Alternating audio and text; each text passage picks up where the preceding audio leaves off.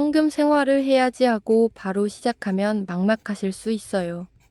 다른 사람들이 하는 것을 보면 쉬워 보이지만 막상 시작하면 뭐부터 해야 하나 답답하더라고요. 그래서 가장 먼저 해야 할 작업은 내가 어느 정도의 금액을 현금으로 쓸 수 있을지 파악하는 작업이에요. 대부분 현금 생활 첫 시작을 하시는 분들을 보면 모든 금액을 인출해서 사용하시려고 하더라고요. 그렇게 되면 너무나 광범위해지고 복잡해져서 시작조차 하기 어려울 수 있어요. 내가 어느 정도의 금액을 현금으로 인출할 수 있을지 계획부터 세우는 작업이 필요해요. 현금을 사용하는 범위가 줄어들면 계획을 세우는 것도 조금 더 수월하실 거예요. 그럼 현금을 얼마나 쓸 수 있을지 계산을 해봐야겠죠?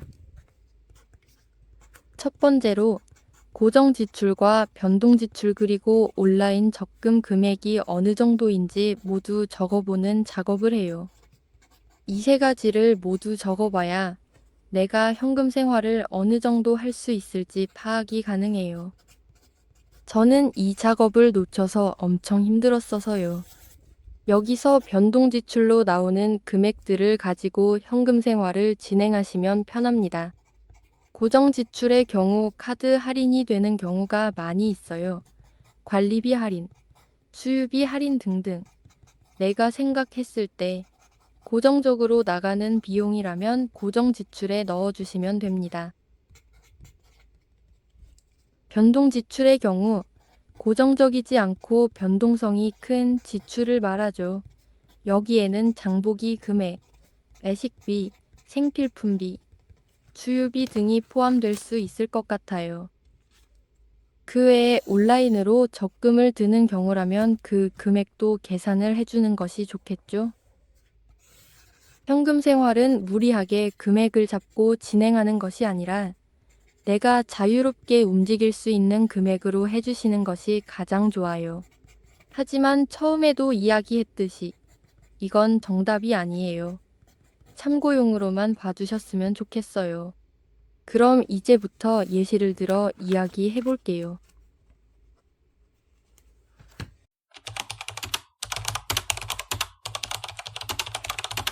조금 더 이해하기 쉽도록 예시로 예산을 작성해 볼게요.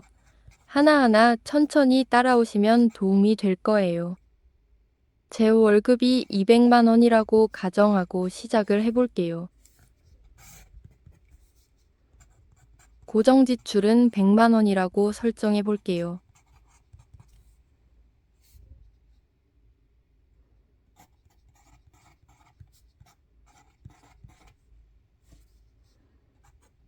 온라인 적금은 50만 원이라고 설정을 해볼게요.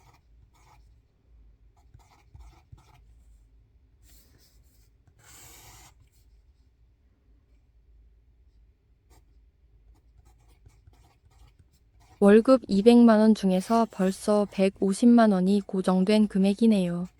그렇다면 남는 금액은 50만 원이 되겠네요. 이 50만 원이 바로 나의 현금 생활에 사용되는 금액이 될 거예요. 50만 원이라는 금액이 적어 보일 수는 있지만 이것도 충분히 남길 수 있답니다. 그럼 나의 소중한 현금 50만 원은 현금 생활을 위해 인출해 줍니다. 이제 이 50만 원을 가지고 한 달 살기를 시작해 볼까요?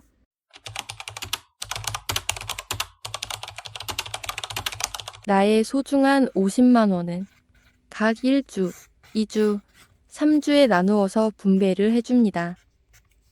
처음 예산을 짤 때 너무 빠듯하게 계획을 하면 힘들 수 있어요. 계획보다 약간 널널하게 조금씩 더 추가해서 계획해 주세요. 한 가지 팁이 있다면 약간의 비상금을 남겨두고 예산 계획하는 것을 추천해요. 혹시나 급하게 돈 나갈 일이 생기면 비상금만큼 든든한 것이 없어요. 그리고 여기서 잊지 말아야 할 것이 있어요. 바로 예산을 넘치지 않게 쓰려는 마음가짐입니다. 현금 생활을 하는 이유는 나의 소비 패턴에 변화를 주고 생활비를 아끼기 위해서잖아요. 현금이 없다고 카드 쓰면 되겠지? 라는 마음이면 현금 생활을 하는 이유가 없어져요. 최대한 정해진 현금 안에서 사용하려는 마음 굉장히 중요해요. 물론 저도 가끔은 예산을 넘기기도 해요. 노력해야죠.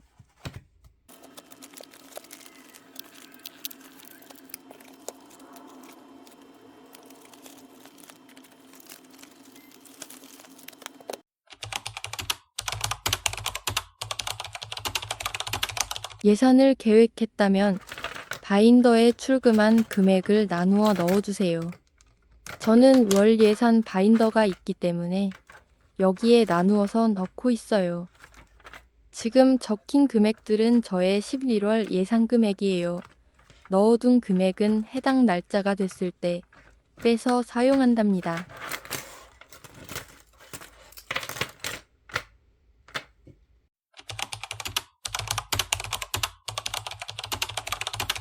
주별로 나눈 금액은 해당 날짜에 맞게 사용을 하면 됩니다. 저는 외출용 30 바인더가 따로 있어요. 거기에 3주차 금액을 넣고 다니며 필요할 때마다 사용하고 있어요. 어떤 분들은 요일별로 나누시기도 하고 어떤 분들은 항목별로 나누시기도 해요. 저는 항목이 편해서 항목별로 나누어 다닌답니다.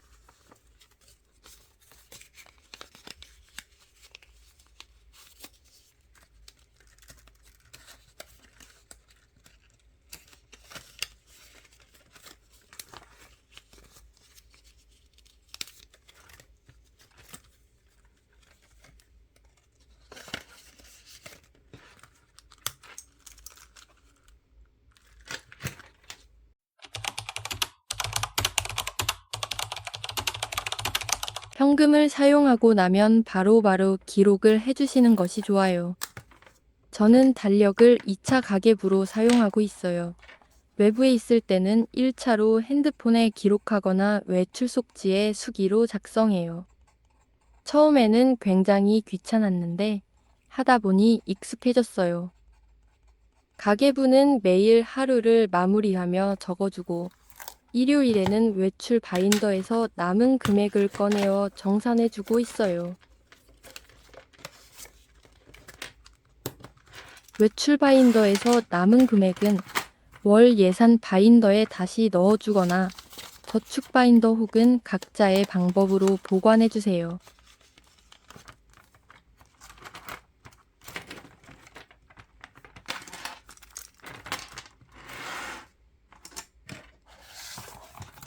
그리고 월말이 되면 엑셀 파일에 가계부를 정리해요. 제가 엑셀로 다시 옮기는 이유는 1년의 소비 패턴을 비교해 보기 위해서예요. 그래야 다음 해에 아낄 금액들을 정리할 수 있거든요.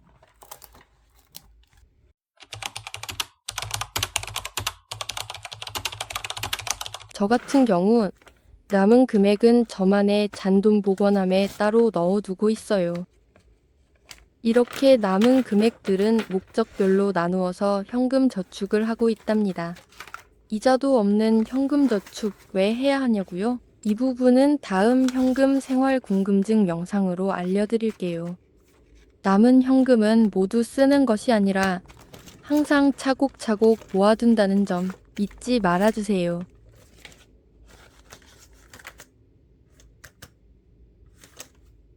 제가 현금 생활을 하면서 첫 시작에 도움이 될 만한 것들을 정리해 보았어요. 너무나 쉽고 굳이 만들 필요 없는 영상이라고 생각할 수 있어요. 하지만 누군가에게는 큰 도움이 될 것이라 생각합니다. 현금 생활의 시작. 계획만 잘 세워준다면, 목표만 확실하게 정해준다면 누구든 할 수 있어요. 불필요한 소비는 줄이고 꼭 나에게 필요한 소비만 하면서 올바른 소비 패턴을 만들어 가다 보면 차곡차곡 모이는 현금이 눈앞에 보일 거예요.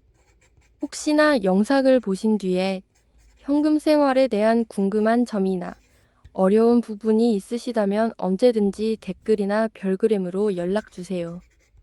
많은 분들의 현금 생활을 응원하며 저도 열심히 현금 생활을 통해 아껴보도록 할게요. 다음 영상은 현금 생활에 대한 질문 답변으로 돌아오겠습니다. 그때까지 저의 현금 생활 쇼츠 많이 봐주세요.